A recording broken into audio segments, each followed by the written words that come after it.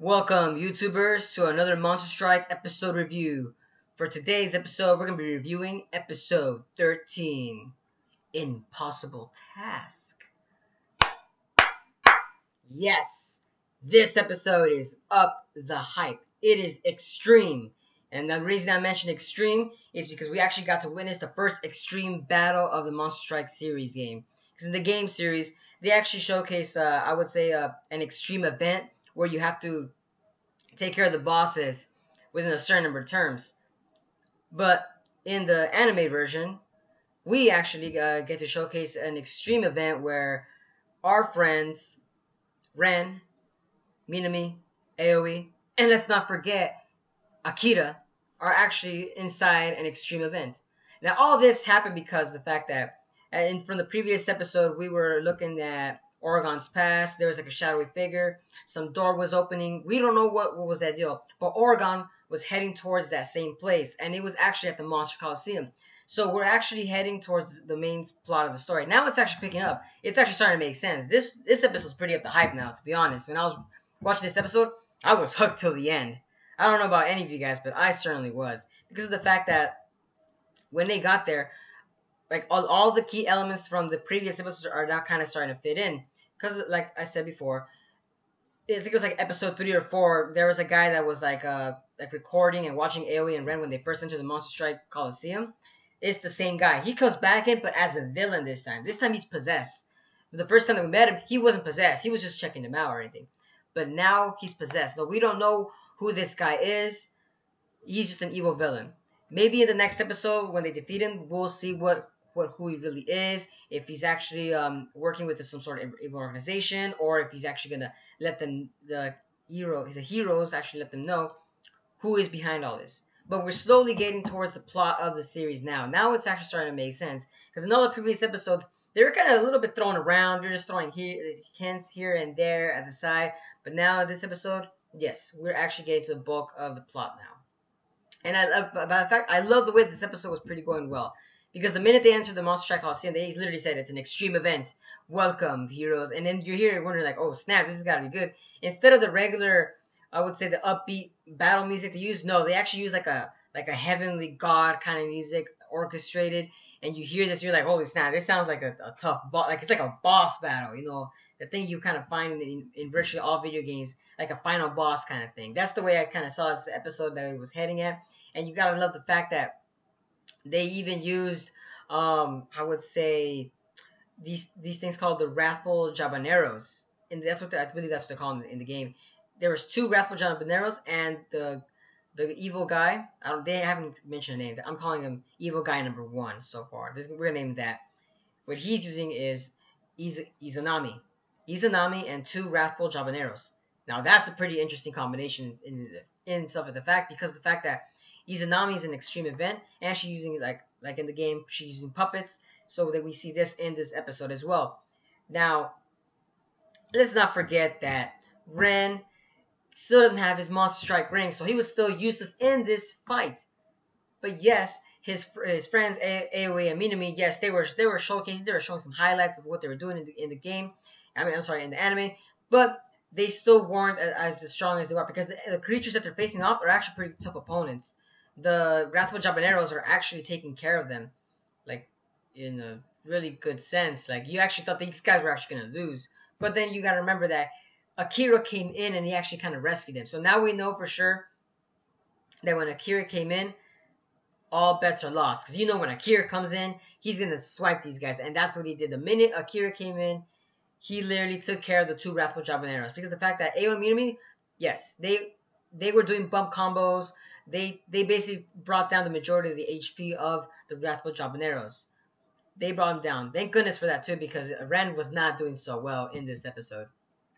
But I actually loved Ren's character in this episode, not because he was weak, but he was able to willingly sacrifice himself for his teammates. And in this episode, we actually see blood, which I thought this was like a PG actually show, you know. And when I was actually like, I'm still as shocked that they actually showed Ren bleeding. Because, you know, a lot of the people that are watching this anime are actually very a youthful audience. So when they showcase blood, I'm like, you're going to be shocked as one. Like, you know, wow, they actually went along and and actually went towards a mature kind of scene right there in a sense. And it was very, that scene was very powerful too, at the matter of fact, because of the fact that when you show blood, it's just saying that, you know, it's like someone's about to near die or death sentence, or, you know, like any typical anime, you know, someone is gonna get sacrificed along the way. And I personally thought it was gonna be Ren. I thought he was actually gonna lose this time, as a matter of fact, because I mean, he was kind of being useless, but he was being the shield, and that's what I like about it. He was actually helping out his teammates when, even though they weren't gonna stand a chance, because this extreme event looks very difficult, even looking at it in this animated version. And you gotta remember, when Akira came in, he did take down the 2 Raffle Javaneros, but Izanami is still there. So they still have to take care of Izanami. But I'm assuming they're going to take care of Izanami in the next episode because of the fact that Akira has the Monster Strike ring for Ren. So I'm pretty sure next episode he's going to give it to him saying, let's take care of this. Fenrir X, Cameo, both going to do bump combos and showcase. And the thing I like about the bump combos that they show in this anime is that it's always like a special attack. Like, we actually got to witness Fox Metal special attack as well. He actually can like throw thunder, which I thought it was like, whoa, you know, I thought he was a water-based creature. That's what he looked like to me. I thought he might have thrown like some steam or like a water geyser, like, or he's gonna like punch the floor and like some water, like I said, water geyser gonna pop out and shoot out from the bottom and attack these creatures. Because I thought Fox Metal was a water-based creature, like I said before, but no, he actually shot lightning, and I thought that was pretty intense.